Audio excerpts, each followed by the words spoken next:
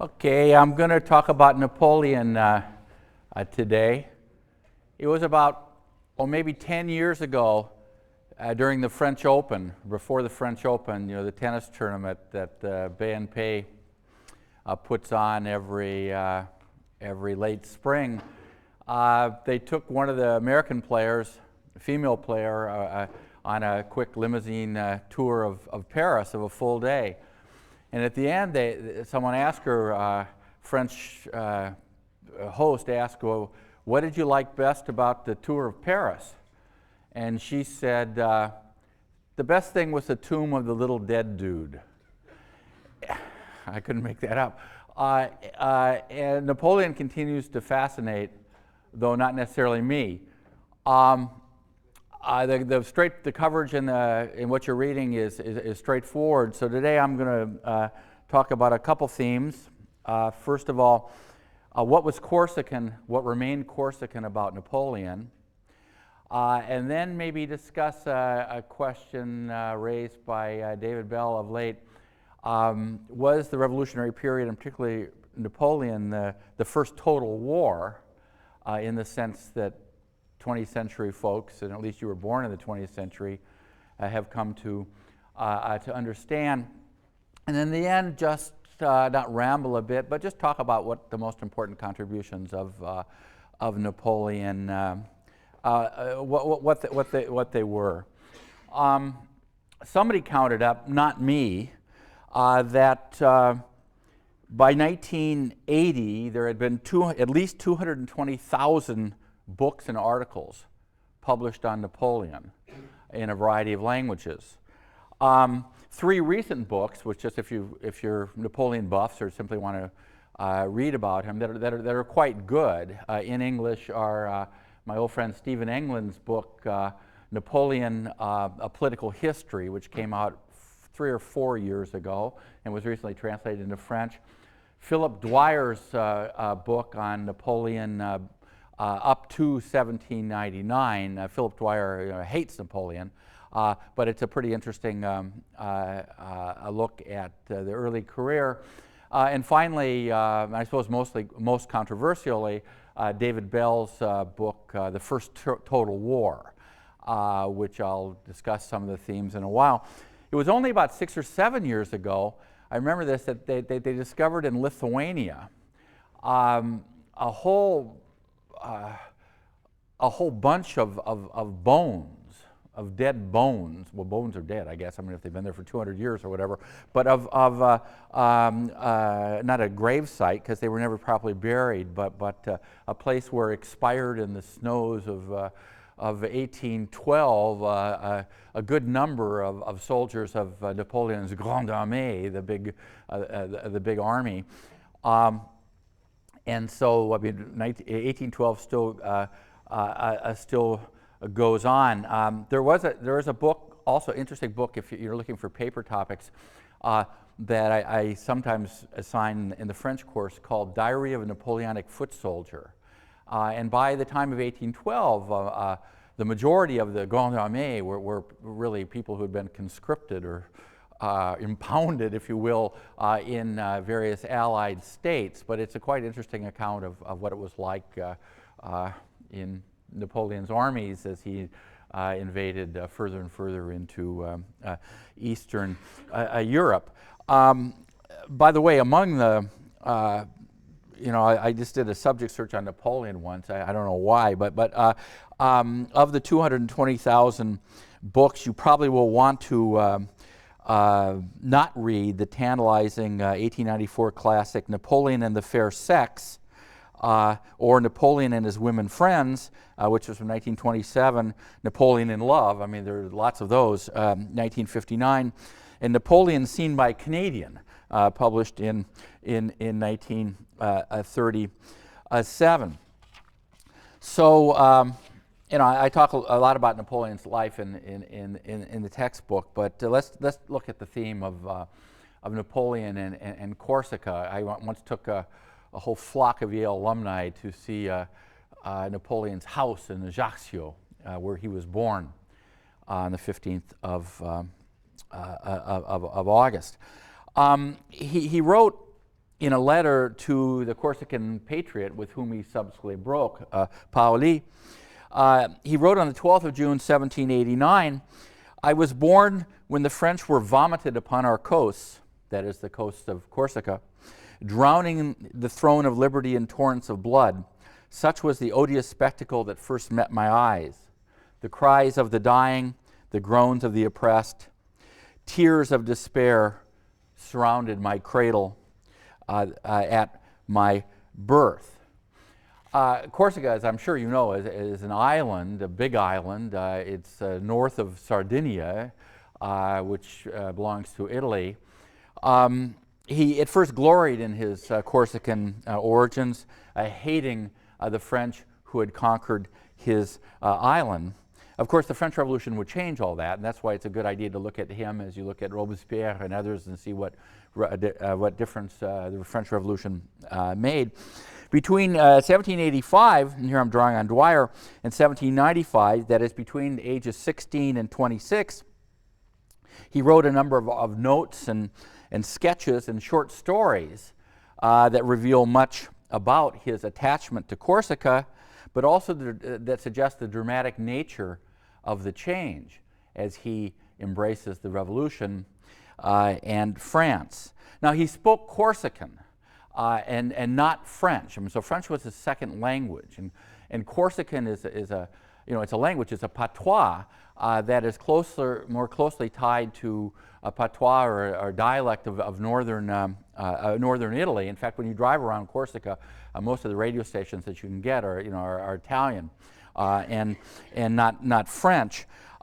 He learned French and he made errors. Even at the end of his life, he made errors in French. So he wrote French very well. So he was bilingual, but he never lost his accent. And one of the things about northern French people in particular is that they're less likely to forgive southern accents. And of course, one of the stereotypes of Corsicans is they all become policemen in Paris. And many of them have eyes at the end of their name. And they have a very strong a southern French accent that is, it's not really a Toulouse accent or our part of France, an Ardèche accent, where you can always tell, if those of you know French, and again, if you don't know French, it doesn't make a slight bit of difference, but somebody who says 80 instead of 80, or Cassang instead of the great human rights advocate René Cassin, c'est Cassang, or vin, moi je prends un verre de vin, a glass of wine instead of vin. So Corsica, I mean, it's a famous story about Napoleon when he goes off to military school as a very young boy, that they made fun of his accent. And we'll more about that in a while. But anyway, at the beginning he hated the French and espoused the fact that he was a Corsican. He felt culturally marginal, and this was compounded by his personal loneliness. When he was assigned to Valence, which could make anyone sort of mildly depressed, Valence on the Rhone River, he contemplated suicide quite seriously. He spent a lot of time sort of reading and just sort of hanging out by himself, and through much of his early days lacked friends. In 1768, Corsica, which had been part of the Republic of Genoa, that is the port city of Genoa, just en face, I mean really across the sea, gave up Corsica to France, or really sold it. The French state actively worked to try to create a loyal Corsican nobility, and thus the family of Napoleon, the Bonapartes, Bonapartes, who had a U that he subsequently took out of his name, in the first four letters, were ennobled in 1771 by the French. But, I mean, all nobles aren't rich, as you know. And so he was sort of what you'd call in French an aubereau, sort of a poor noble. Four of Carlo, that is his dad, Bonaparte's 8 children, received scholarships to study in France, including Napoleon, who was sent to a place called Brienne, it doesn't matter, in the north of France. 50 of the 110 students in this school were called royal scholars. So here again, here's kind of a comparison to that case of downward mobility, Robespierre, who was also a scholarship guy. And there was nothing wrong with that at all, except that there were a lot of fancy noble offspring there too, who had another reason to mock Napoleon. And so he wrote in Valence, when he was posted to Valence, again on the Rhone River, about an hour now by car south of Lyon. He wrote that life was a burden because there's no pleasure. It is nothing but pain. It is a burden because the men and women with whom I live, and probably will always have to live, have customs that are as far from mine as the light of the moon is different from the light of the sun. But yet there was French influence in his life. He read the philosophes.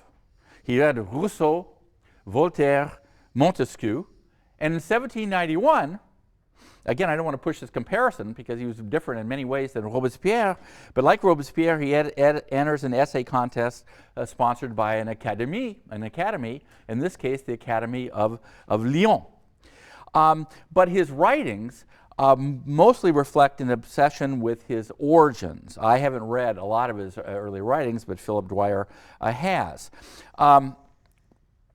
One of his colleagues in school drew a cartoon of Napoleon rushing to Corsica to aid the Corsican rebel Paoli, and he must have discussed this with his friends. And he also battled with those as he saw as his rivals. A long time ago, in the 1920s, I guess it was, the producer Abel Gance produced this 3.5-hour film, which actually is extremely boring, called Napoleon, without sound. But the most famous scene in it, arguably, is a snowball fight, where Napoleon takes a snowball fight to a more serious dimension and tries out tactics and all of this, but in a way, is fighting for his independence and the status as a non-French Corsican, but who been washed up on the shores of France by a fortune, good or bad. And at that point, he wasn't really too sure what it was. He began to write a history of Corsica,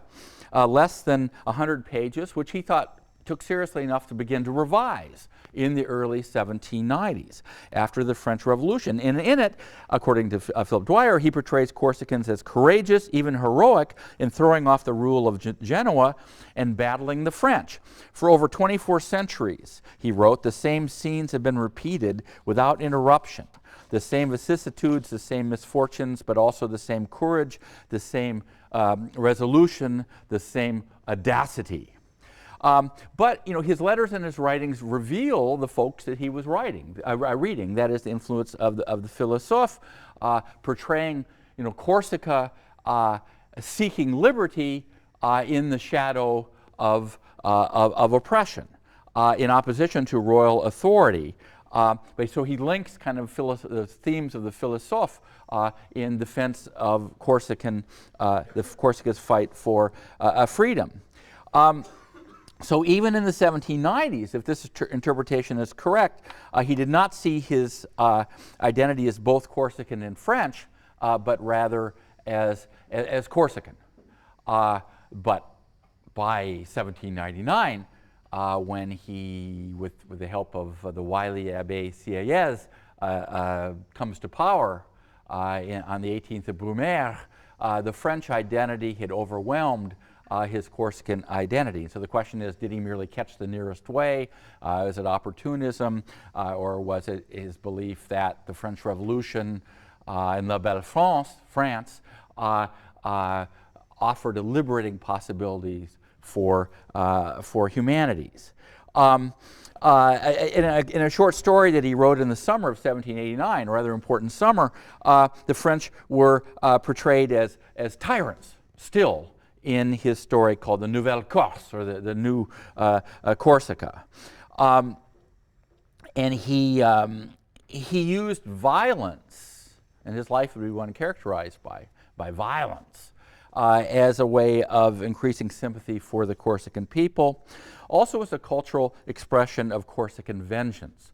Corsica, because of, this isn't just a stereotype, but because of the sort of flashing knives of clan and family rivalries, there were so many crimes in Corsica in the 19th century that the island of Corsica, which became a département, now it's two, but one of the departments of France, had to be excluded when somebody was doing a study of crime.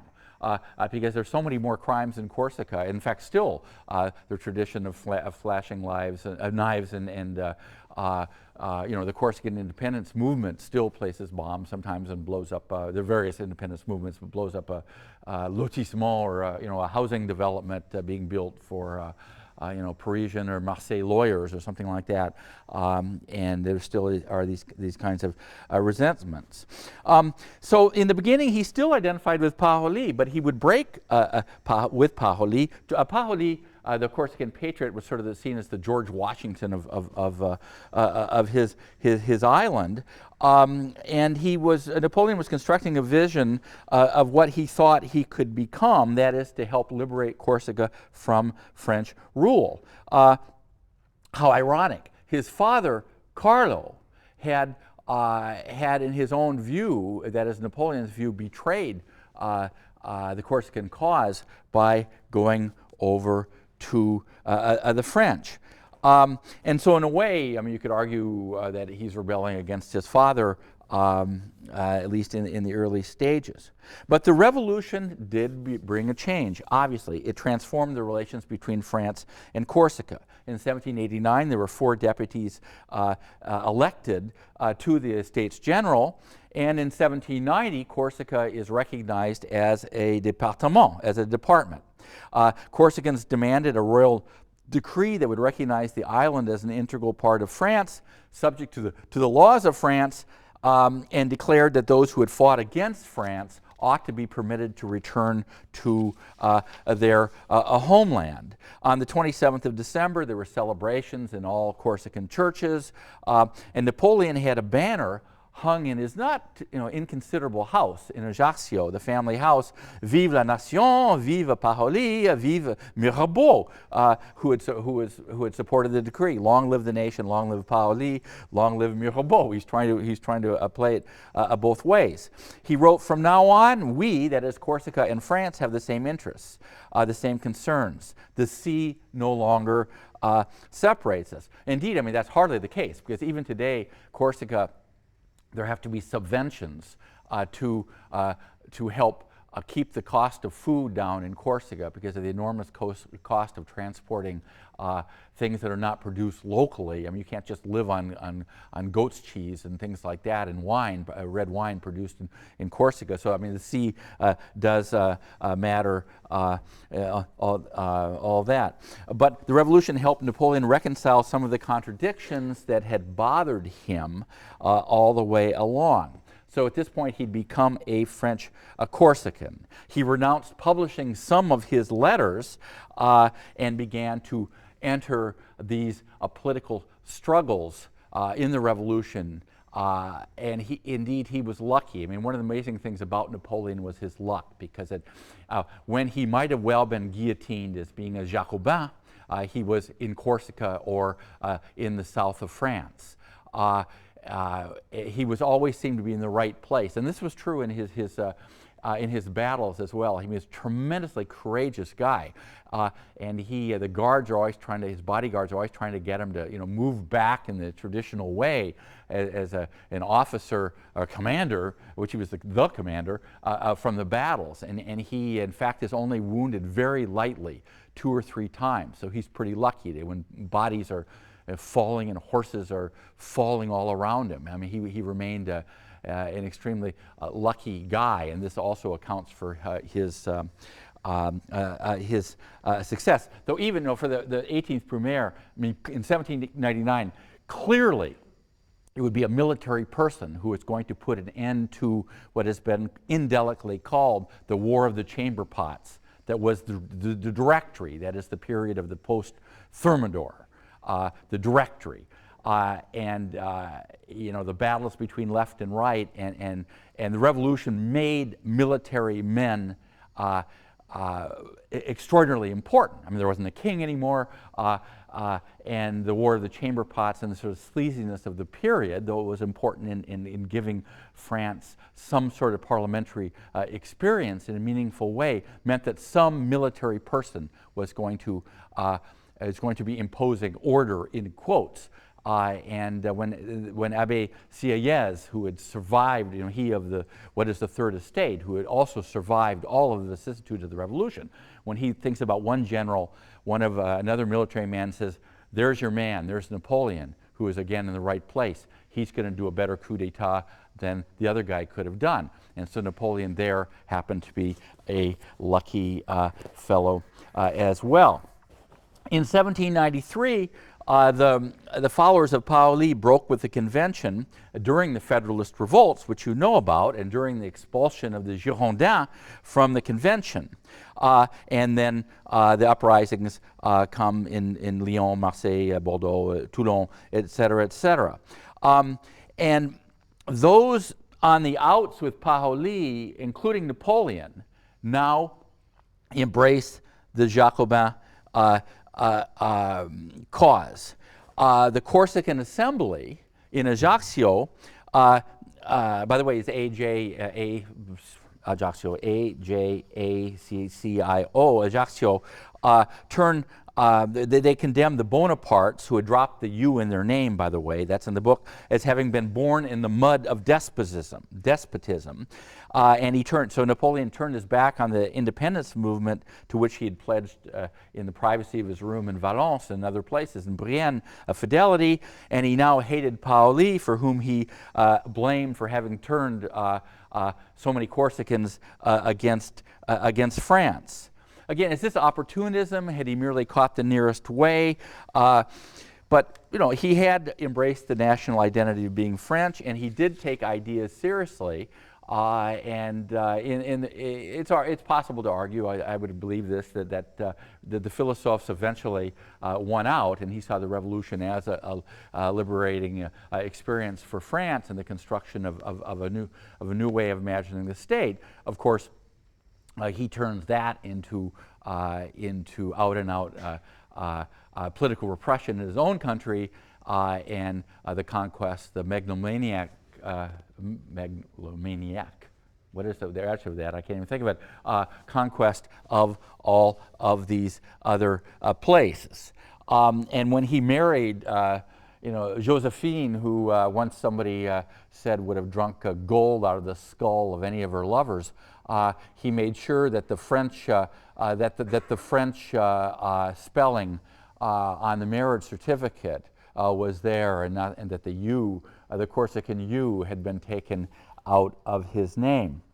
On the island of St. Helena, in the middle of nowhere, where he had a lot of time to think, he wrote, "I am more Champenois," that was Champagne, where the town of Brienne was, his military school, Reims, Epernay, Champagne, and all these good things. "I am more Champenois than Corsican, because from the age of 9, I was raised in Brienne. It would have displeased the French if I'd surrounded myself with Corsicans. On the contrary, I wanted to be absolutely French. Of all the insults I have had heaped upon me in so many pamphlets, the one to which I was most sensitive was that of being Corsican." Now, Napoleon was an inveterate liar, particularly when he was trying to craft, was quite clear, he was already ill, his legacy. And much of what he wrote on the island, talking about his eternal devotion to the principles of liberty, fraternity, and equality, was trying to plan these 220,000 articles and books that would be written about him until 1980. And this was a sheer invention of the past, because the record is quite clear in his writings and what he said, that he considered himself Corsican. But yet, the Frenchness of the revolution overwhelmed that in him, and in the end he remained a Frenchman, like very many people, with a strong accent, and in his case that of Corsica. Now, there were some other obvious things that are Corsican about him that remained, and again, this is part of the stereotype. In France, like other countries, one has stereotypes about different regions. In France, people think, for example, that those from the center of France, from Auvergne, are cheap, radins, in France, that they're cheap, or that people in Marseille exaggerate. If you say somebody in French, you're from Marseille, aren't you? After they just said that they caught a 1,000-pound perch or something like that, or the Marseille had just scored the goal of the century. I mean, there's a tendency of people from Marseille to exaggerate, and these sort of regional stereotypes are part of any country. So one of the stereotypes, so there's something to do this. Truth with this is the idea of family loyalty. I mean, most people are loyal to their families, but Napoleon took the kind of clan identity a bit strong, and of course what he does is he perches his various brothers on the thrones of almost everywhere, this kind of family loyalty. But it's not just people from Corsica who might, given that situation, do the same thing. But also there's the settling of scores, and Napoleon, I'll talk about this in a while. If you do believe that the period is, we can see the origins of total war there. I'm a little skeptical about this. Nonetheless, when people turned against Napoleon or against the French armies, his reaction was, we're going to pay them back, and we're going to get them. Not with flashing knives, but with executions. Burning of villages in Palestine, more about this later, in the south of Italy, and in the Tyrol, in the mountains of Austria. And whether vengeance is more of a Corsican thing than a Champenois thing, or a Lyonnais thing, or a Breton thing, or a North German thing, or a Polish thing, or whatever, one can't say. But yet, lots of the thinking about Napoleon looks for things that remain Corsican about him. Now, having said all of that, what should we do? Let's now turn to this question of whether we think, and it's just a rhetorical question, whether my dear friend David Bell is right that you can see the origins of total war in this period. One thing I'm a little skeptical about is that if you compare this to the 30 Years' War, and you saw those ghoulish illustrations before of different ways you could perish at the hands of enemies determined for no particular reason, in many cases, to simply destroy you. It's not clear that the Revolutionary period and the Napoleonic Wars really it was the first. But yet, if we think aloud, and that's what I'm doing, if we see the origins of total war in World War I, where the mobilization of state resources as much as possible to the war, and again in World War II, particularly in World War II, the breaking down of the differentiation between civilians and non-civilians. That happens a little bit in 1914, but not that much. It happens in the massacre, the Turkish massacres of the Armenians in 1895 and 1915. That happens too. But it is possible to argue that the Revolutionary, and particularly the Napoleonic period, from that point of view, the mobilization of burning down, melting church bells, and transforming almost every available industrial site into war production, and turning out all these cannonballs and all these rifles and all these swords and all these bayonets, with the total resources of the state directed toward war. That, I mean, there is a point there. So there's really two sides of that argument.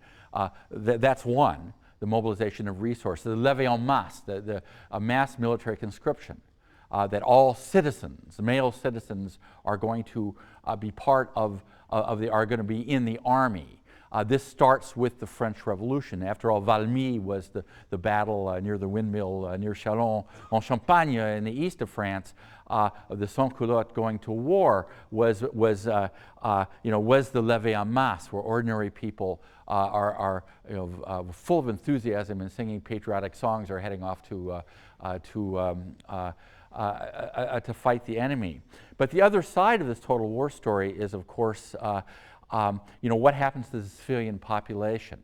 And Napoleon once said, in one of his rare moments of real introspection, that he didn't give a damn if a million men or a million people died because of him. He believed, I mean, part of his great failing, his great weakness and the suffering of humanity because of it was his sense that no matter what he did, it was the right thing to do. He has this sort of hallucination moment in about 1896 after one of his battles. I think it's Arcole, where he sees after himself, he sees himself transported in air, and that the whole world seemed to be like you're taking off in an airplane. The whole world is beneath him, and at that point he has this sort of sense that what he would will as a human being would inevitably become reality because he willed it. And the other half of this sort of total war aspect is that, to be sure, not only did something like one of every French males born who would have been eligible for military service die during the Revolution and Napoleonic Wars, but this sort of meting out of a brutal vengeance, more than just in a Corsican sense, to people who crossed his will, does anticipate in some ways, if you will, and I'm not even sure how much actually I believe this, but the 20th century.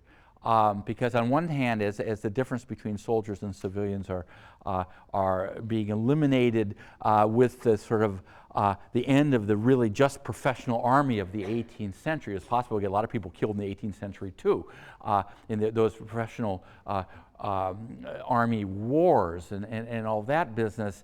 But victims too are not just military people. And of course, the worst atrocities committed by French troops were in this sort of madcap Egyptian Middle Eastern adventure when he goes off with a boat packed with scientists as well as munitions and lots to eat, and goes off to Egypt and imagines conquering India.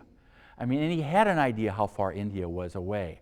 And of course, when people don't put up with this, then he massacres them in Palestine. They raise villages, and that's the end of that. And as I said before, the examples before would be in Calabria, in the south of Italy, when there's persistent sort of rebellions, resistance to French rule. And why not? Then they just start massacring people. And of course, the famous case of Spain, where you have that are forever on these magnificent canvases of Goya, where French troops are shooting down Spanish peasants who are resisting in the Peninsular War. These two, I guess by more modern definitions, not contemporary ones necessarily from that period, but would be classified as massacres. So it's possible, this isn't too far-fetched to imagine the sort of total war as being part of that experience. And it was from 1792 to 1815, the experience of ordinary people in much of Europe was war. There is there is that too, and in Napoleon's reaction to all of that was, I mean, je m'en fous. I mean, he didn't really care, and after every big defeat, the next step was to plan the next war. And the most famous example, of course, is when you've got hundreds of thousands of people that are picked off by Russian partisans, and why not, or freeze to death in the Russian winter. And when Napoleon, with this sort of ragtag band of survivors, when they get back to France, one can see why that French expression "to lie like a military bulletin" comes into existence, because the military bulletin that church people had to read, that priests had to read in at Mass, said that the emperor's health had never been better, and of course that was true enough. And he immediately begins to start planning another war. And of course, when Cossacks are camped on Montmartre, and indeed start the first Russian restaurant in Paris in 1814, and he's packed off to the island of Elba, not too far from the Italian coast, and he makes his 100 days escape and lands at Fréjus in the south of France. And Marshal Ney famously throws himself into his arms after having been sent to arrest him. Napoleon is immediately planning the next war, and then that ends happily for the rest of Europe at Waterloo. when Napoleon typically does not designate or delegate enough authority, and Marshal Grouchy does not come to rescue him, and he's rounded up and sent so far away. It's a little different difficulty to plan a next European war if the closest port is some 600 miles away and is in Peru or someplace like that. So I made this part of what I'm saying today in kind of a rhetorical way. I'm posing a question, because I don't really have a good answer to that. But I don't believe that history runs on railroad tracks and all you need is the timetable to see when modern times show up. But if you look at the horrors of the 20th century and the butchery of civilians, 1895, the Armenian massacre, or the butchery of civilians after the Paris Commune of 1871, it's not too hard to see all of this. We're not yet talking about the Holocaust. We're not talking about World War II. But yet some of that was out there, and that again, one more point too is that, I mean, I'm obviously not defending French soldiers in these. It's very unusual for me not to be defending La France and everything, all things French. But nonetheless, one of the cases that you might say total war comes before Napoleon, and this of course is the Vendée, which I alluded to the other day, the Civil War in the West, because there you had cases of them simply razing villages and lining people up against the wall and gunning down priests and drowning nuns, and this sort of extremely antisocial behavior. But one of the things that, about these civil wars, and the case was true in Spain, is that from the point of view of soldiers, anybody in a guerrilla war, anyone was a potential assailant.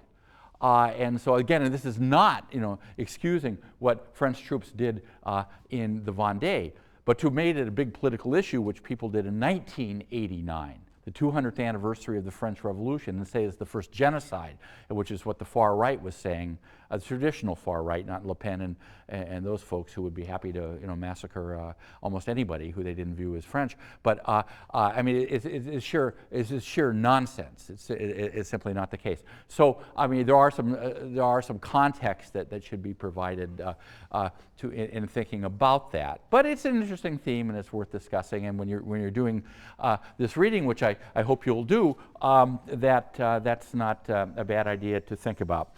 Okay, let me just make a few points. We have about 10 minutes left, and this is just to amplify what you're reading about. I mean, because anyone who's ever had to wait in line at a prefecture in France for a driver's license, or in our case, our French identity cards, or almost anything else, will be cursing Napoleon for having maintained this sort of centralization that emerged out of absolutism and was honed in defense of the Republic by folks like the Committee of Public Safety, but where Napoleon founded a rational, enlightened way, entre guillemets, in quotes, enlightened way, out of the Enlightenment way of organizing a state. And certainly Napoleon, who, whether he snatched the crown out of the Pope's hand and crowned himself, or let the Pope crown him, is not the issue. I mean, Napoleon could have pretty much done whatever he wanted, but in fact what he does is he maintains the departments, the départements, and the departments created in 1790, they send a prefect who is like the intendant, but even more centralized, the intendant, to each département in 1800, and they keep the same kind of top-down centralized organization. If somebody once said that Gaul was divided up into three parts, one thinking about France at the time of Napoleon or any time afterward could think the same thing, that France was divided up into the Ministry of the Interior, the Ministry of Justice, and the Ministry of War. And Napoleon, who ruthlessly censored newspapers and forced them out of business and made the costs of their continuation so extremely difficult, while organizing or orchestrating the cult of Napoleon, whether it be through sort of paid artists, some of them extremely great artists, or lesser versions, he maintains the kind of centralization that became important in France and in places where the waves of French troops, liberty, fraternity, equality, and all of that, in quotes, ended up. I mean, that maintains, is maintained. He liked to think that the Napoleonic Code was his greatest contribution. He wanted to be the modern Justinian.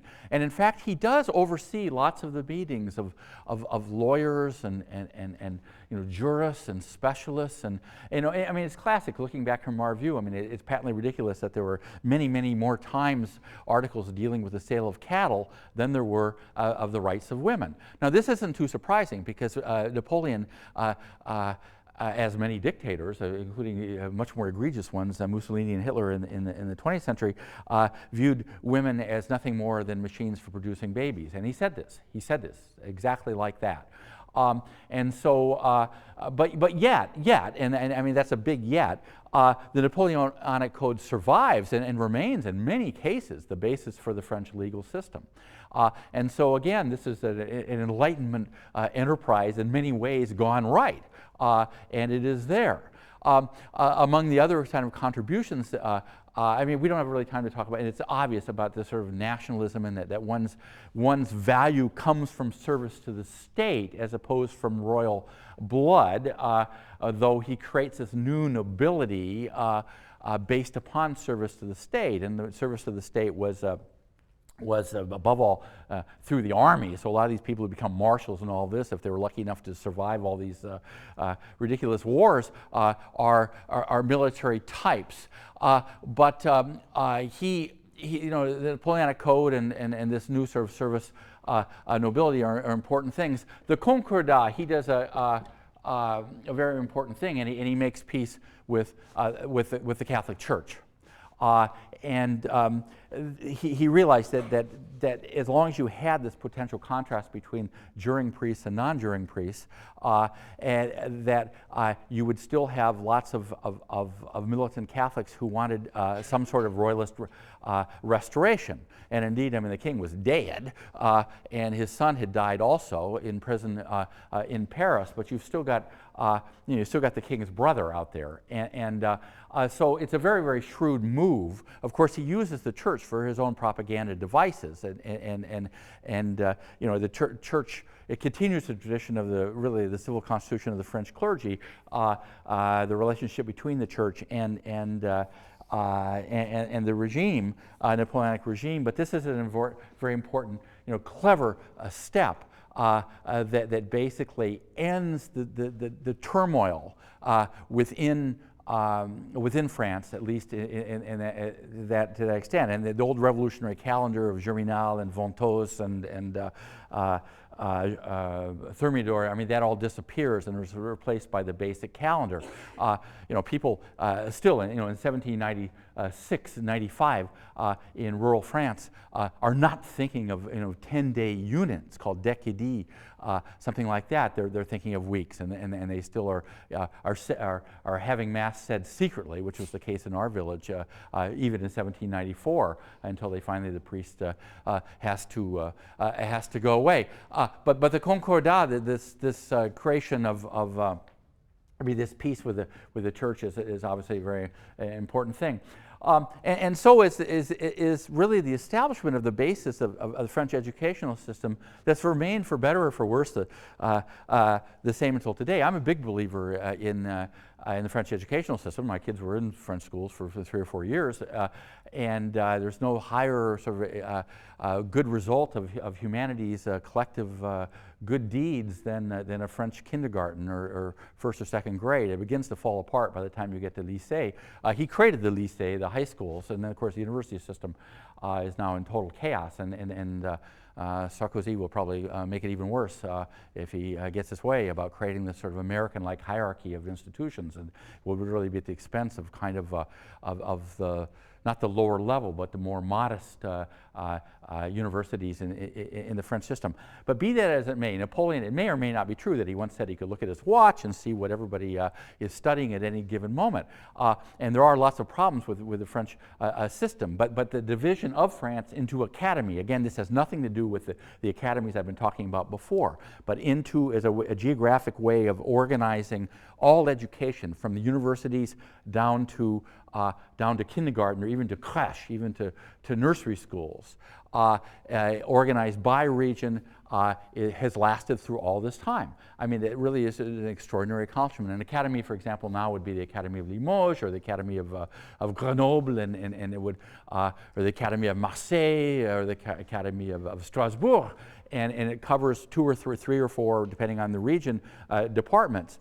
And you know, it's almost impossible to get a school teacher fired, by the way. I mean, that's another thing. I mean, I shouldn't be very indiscreet to go about into this too much, but you know, if you try to get a school teacher in a village fired, I mean, you can't. You know, it has to go through the head of the whole academy, who is called the rector or the rectrice, Madame la rectrice, or Monsieur le recteur. It's very impossible, but there are problems with that. But nonetheless, the reason that and here I sound like this is a very pro-French thing to say, but the reason that French children, as Finnish children, and as children almost in most European countries, test at a very much higher level than those in the United States at any level you can imagine, is because they have a centralized education system, which does not believe that you should have, you know, wealthy communes, wealthy parts of France having all of the advantages, and then schools that have very low, limited financial resources have not the same possibilities for exceptional advancement. And this, I mean, France has the grandes écoles. I mean, the big time, big high-powered elite schools, elite universities. They've got their equivalents of the fancy places of which you're all in one now.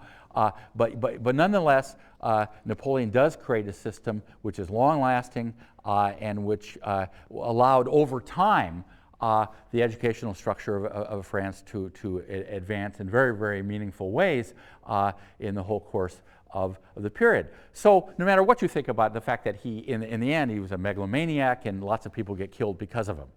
There's no doubt about that.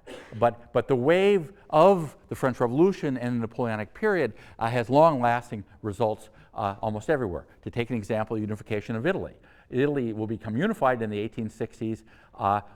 In early 1870s, unified in quotes. Metternich said it was a geographic expression only, and to an extent he may have been correct. The unification comes through Piedmont, Sardinia, which was the most prosperous part of Italy. It's in the north. They had the benefits of this French bureaucracy, of this administration that was centralized, that allowed them to be more prosperous than other parts of Italy. It contributes to that. They had other advantages too, and so the Napoleonic wave did make a difference. Though it's hard to, when you go to Paris and if you go to the Louvre, it's hard to not think of the fact that many of the treasures that are there were simply looted from Italy. Loaded not in trains as Goering and Goebbels and those folks looted art treasures during World War II, but put very carefully packed on military wagons and returned to Paris. So we can debate about Napoleon and all of that. My view is already probably fairly clear, but one has to admit that besides just the romance of his life and a career open to talent and all of that, that he made a huge difference and thus was worth spending some time on. Have a good weekend. I'm going to St. Louis.